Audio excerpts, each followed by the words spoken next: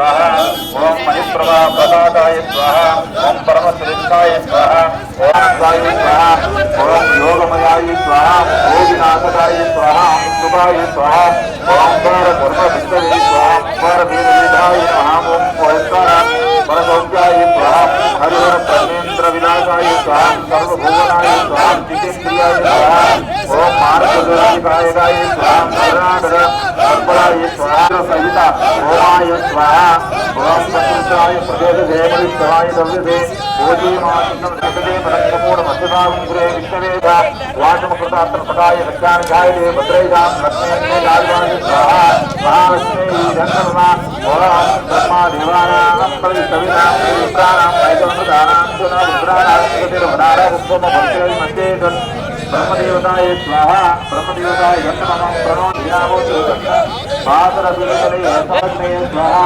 देवग्रे धन्यवा ओम भुवर्वाय स्वाहा भुवर्वाय धन्यवा ओम शिवाय स्वाहा शिवाय धन्यवा अता आदित्य महागणपति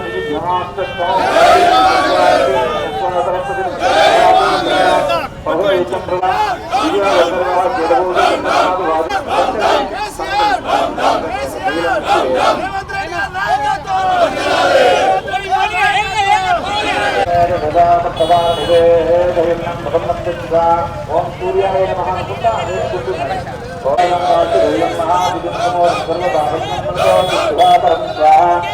सूर्याय नमः ओम मद्राय स्वाहा रुद्राय नमः सूर्य स्वाहा आद्राय नमः ओम पित्राय नमः ओम अब्जाय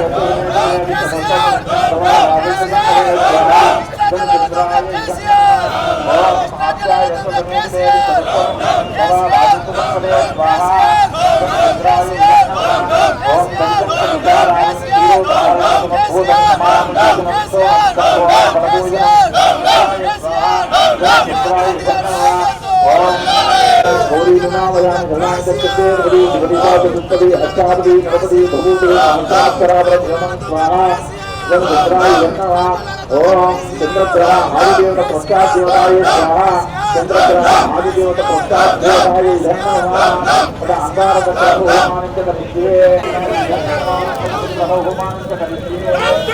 చేయడానికి ముఖ్య ఉద్దేశం మన మాజీ సీఎం గారు కేసీఆర్ గారు కృష్ణా జలాలను జగన్తో కుమ్ముక్కై ఆంధ్రప్రదేశ్ ముఖ్యమంత్రి గారితో కుమ్ముక్కై మనకు రావాల్సిన వాటాను వారు సీఎంగా ఉన్నప్పుడు మన దొంగతనంగా వారికి అలాట్మెంట్ చేసి ఈరోజు కాంగ్రెస్ పార్టీ ఈ నీరును లేకుండా చేసిందని ప్రగల్భాలు పలుకుతాండు.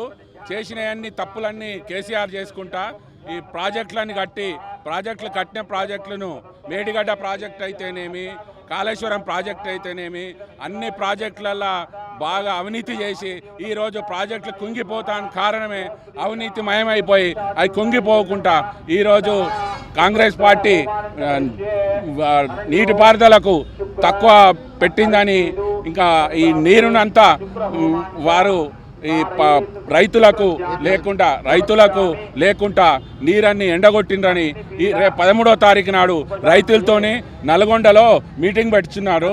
కాబట్టి చేసే దొంగతనాలని కేసీఆర్ చేసుకుంటా మా సీఎం గారి మీద ఇష్టం వచ్చినట్టు మాట్లాడితే ఖబర్దార్ కేసీఆర్ గారు మీరు ఇట్లా మాట్లాడకూడదు.